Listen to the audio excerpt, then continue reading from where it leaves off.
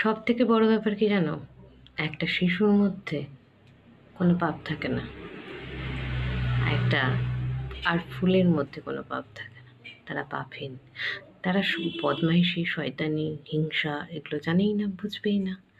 আর যত মানুষ বড় হতে থাকে, আমরাই তো মানুষ, তত আমাদের মধ্যে পাপ পুণ্যের বিচার, হিংসা, স্বার্থপরতা, কি করলে ক্ষতি, কি করলে ভালো, বিবাদ, তাই না? এগুলো তো আমরাই করি।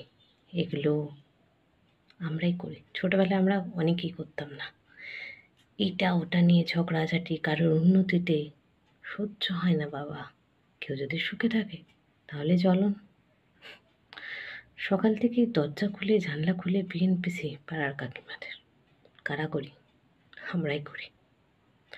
একটা মেয়ে যদি ভালো থাকে, কারোর সাথে ঘুরে আলোচনা শুরু, ওই তো ওই বাড়ির মেয়ে, ওই বাড়ির ছেলে, এইসব করছে। তার ছেলে তার মেয়ে কী করছে সেটাকে তো তারা খেয়ালই করে না। এই বিচারগুলো আমরাই করি, বেশিরভাগ মেয়েরাই করি, ছেলেরাও করি, সংখ্যায় অনেকটা কম।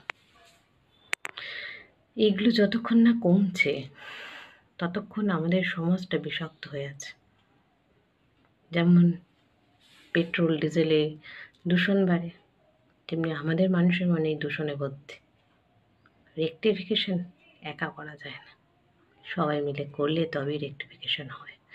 যদি ভালো লাগে কথাগুলো, পাশে থেকো, সঙ্গে থেকো, কমেন্টে জানিও ঠিক বললাম কিনা। যদি ভুল বলে থাকি সেটাকে শুধরে দিও তোমরা। এবং তোমাদের অনেক ভালোবাসা, আশীর্বাদ চাই এই প্ল্যাটফর্মে কিছু করতে গেলে।